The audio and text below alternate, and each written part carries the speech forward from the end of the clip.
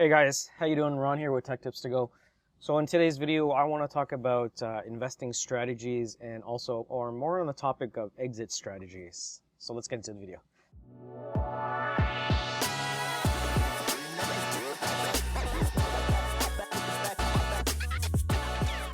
So I know I touched base on this a little bit, but I want to do a specific video on kind of like the types of coins that I'll bag and hodl for longer than the other ones, whereas the other ones are kind of short-term to mid-term kind of investments where I want to pump and dump, make a little bit of money, and exit out quick. So let me know in the comments down below what you guys are doing, because I think this is just kind of like an open discussion, and it's great to hear other people, especially the community. Like I was in the last bull run, made a lot of mistakes. Now I'm in this bull run, so I learned a lot of my mistakes from there, and hopefully that I don't kind of make that second mistake again. Hopefully exit out early. One thing, like, I want to give you an example for particular altcoins that are coming out, that have main nets that are coming out, that are being hyped with a strong community. For example, like Cardano. You got Cardano, you got a great CEO, you got a great team, you got a great community, a lot of believers. You have a lot of people that are, they create a lot of, there's a lot of controversy between like Ethereum and Cardano. Which one's going to be better? We can't wait until Cardano comes out, so puts ETH to shame, or the ETH maximalists are saying, we're going to like bash Cardano, right? But in my eyes, I just look at it and I'm like, well, two of those systems can exist, and whichever one prevails, then great. Both of them, like, I think it'll be tough because Ethereum has been there longer in the game and they've got more customers. They don't really have to prove as much, just because Ethereum is used by like so many other companies like Microsoft. They're using on the Azure, Amazon, MLB, Major League Baseball. Like, sorry, I could just keep going on and on. The list is pretty long. It's kind of like Vechain. They have enterprise customers, like, is just so long for Vechain. So that is good. So when I talk about Cardano and ADA, right now it's like at 5 cents. So we all know, like, if you're not familiar with Cardano and in the stage that they're in, so they're building like the test net or the main net, like Shelly. They want Shelly to come out, right? And if Shelly comes out and their future plans as planned, there's no hard set dates. But what it's going to create is, as it gets closer to that date and more hype comes out, there's going to be more investors coming in. Right now it's at 0.05.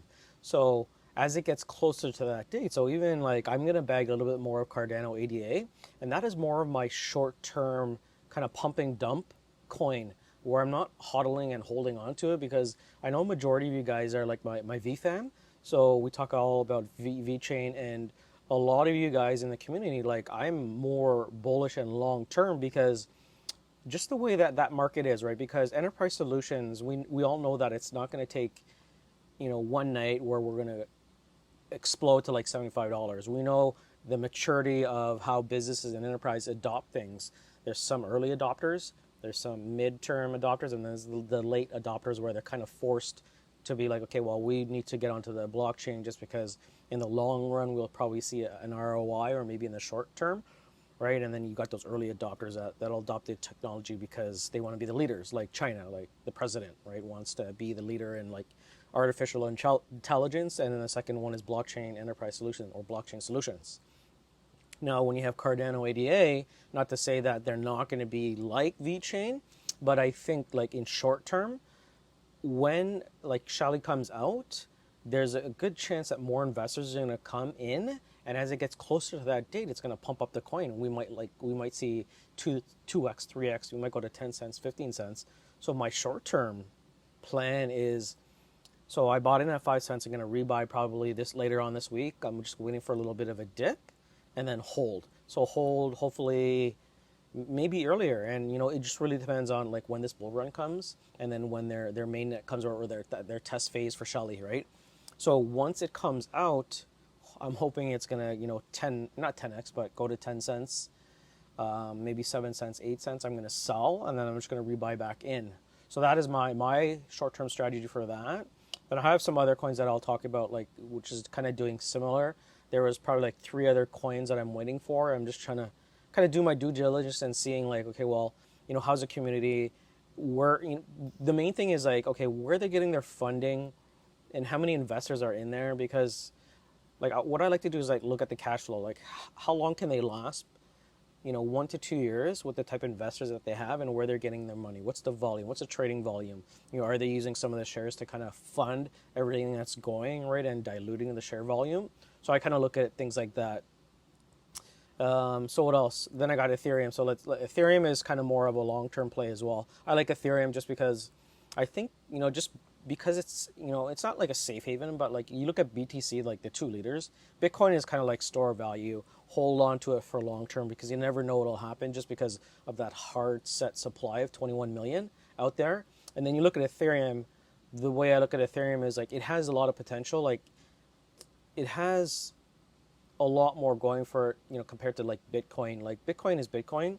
Ethereum could do everything that Bitcoin do. It could be a store of value, but it just does so much, and they keep improving it just with the amount of developers. So the way I look at Ethereum, it's also kind of like a long-term strategy because we don't know how ETH2 is going to be out with staking and validating. So we don't know if the dividends or the staking payments that's going to have, is it going to be 14% in the first year, and is it going to continue on to 14%?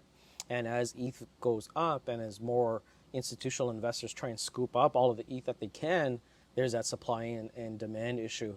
So anyways, that's my strategy for that. And then XRP is, as soon as I 3x my ROI, I'm out of there. Just kind of see where it goes, because I think it'll get like a small pump and then it's going to like dwindle off again. I was a lot more bullish on XRP, but I just with a lot of, like, I've been doing a lot of research on XRP and the use case and the utility, and trying to see, okay, well, when XRP comes in as a transaction for like cross-border payment, you pay for the fiat in XRP, but then you switch it again back from XRP into fiat. So how much of the token are you actually using, right? Are you using XRP as a payment, or is it just kind of doing a one-to-one, transmit the payment and then change it back to fiat and sending it back to that customer? So how much are you using, the utility of XRP actually, not ODL, because cross-border payments, like it's like a one-time shot. Like you might be doing a lot of them, but how much of that utility, you really have to ask yourself, how much of that utility is actually being used, right? So that was kind of my reason for changing up my position, because also the movement of XRP was kind of like either flat, low, flat, low, flat, low. So that was a part of the reason why I dumped a lot of my XRP and just, put it into like Ethereum, Vechain, Bitcoin, and then some others. But, because I held actually quite a lot when I first got in 2016, 2017. That was part of the mistake, was where I didn't exit out early enough, right? And when we talk about exiting early for all your other altcoins, just have a threshold. Like for me, if I was like going to tell my dad something, or my mother or my brother, I would say, how much X or gain would you be happy with? Let me know. Then I would say, okay, well, when you initially first get your return on investment, let's say take that plus 10%, exit that portion of your coins out.